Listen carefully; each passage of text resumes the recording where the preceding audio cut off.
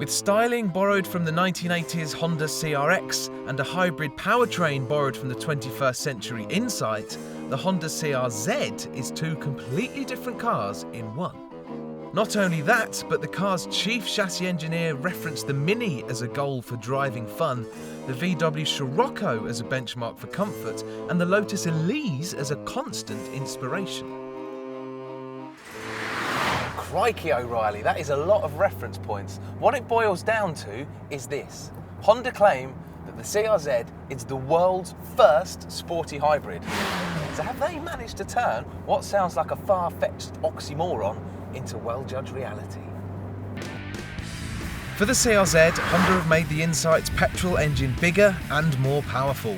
1.3 litres has become 1.5 and 87 brake horsepower has become 112, with an added 14 horsepower from the electric motor. But because of the different revs at which the petrol engine and the electric motor produce their maximum power, the CR-Z's total output isn't as simple as just adding 14 to 112. The CR-Z's total brake horsepower figure is 122. That's a little bit rubbish, really. And considering it's got a Honda petrol engine, you expect it to rev to 8,000 RPM or something really exciting, but it actually redlines at 6.5. So you're in second gear doing 50, and you think, I've got some more revs. No. With a 0 to 62 time of 10 seconds and a top speed of 124 miles an hour, the CR-Z isn't exactly blessed with red-blooded speed. So is it green enough to excuse its slight laziness? It emits 117 grams per kilometre of CO2 and does 56 miles to the gallon, which is basically very reasonable, kind of on par with Megane diesels and Focus diesels. But when you compare it to other hybrids, like the Prius, which is below 100 grams, and the Honda Insight, which is lurking about the 100 gram boundary, it doesn't sound that good.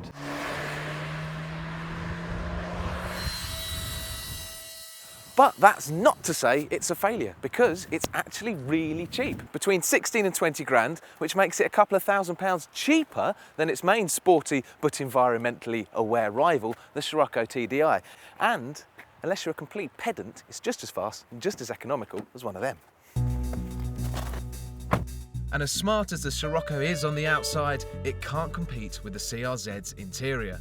Compared to the VW's rubbery but dull womb, the Honda's hub looks mad and brilliant. And if you have this top-of-the-line GT model, you'll get things like a glass roof, sat-nav and leather seats as standard. Right, so let's forget about MPGs and CO2s and MPHs and BHPs. Let's find out if it's just a bit of a laugh. The first thing you notice when you push on is that it feels surprisingly light. You don't get the sense of any batteries weighing it down, and you can really tell that there's not a big heavy diesel engine over the front wheels. It feels nimble. It's also got a surprisingly decent exhaust note. Like a lot of apparently raughty exhausts these days, it does feel a little bit artificial, but let's be honest, it's better to have an artificial parp than no parp at all. It's also the first hybrid to ever come with a 6-speed manual gearbox, and because it's a Honda gearbox, it's a good one.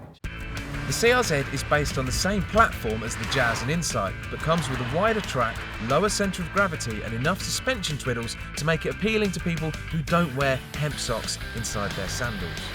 You can tell that there's a little bit of Honda Insight and Jazz DNA underneath it all, in the way that there's a slightly soft edge to the steering and the brakes and the suspension when you start really pushing on, but it's got a fluid, easy, forgiving way of going around corners that, you know, suits most people perfectly fine. It's probably not quite as sharp as a Scirocco. There's a little bit more roll, there's not quite as much grip, it doesn't quite feel as adjustable on the throttle, but if you're looking for a car that's comfy but will go around corners making a decent noise, then you're probably not going to be too disappointed. There are 3 different driving modes that you can choose from: Sport, Normal and Economy, which affect the way the car drives. I've been in Sport all day, which gives you the firmest steering, sharpest throttle response and the most assistance from the electric motor. But if I was feeling like a particularly well-conscious hybrid owner, I'd probably want to put it in Econ. which immediately makes the car feel a little bit less fun. The throttle is really soft, the steering gets a little bit lighter, and even down to the point where the air conditioning is more efficient to use less fuel.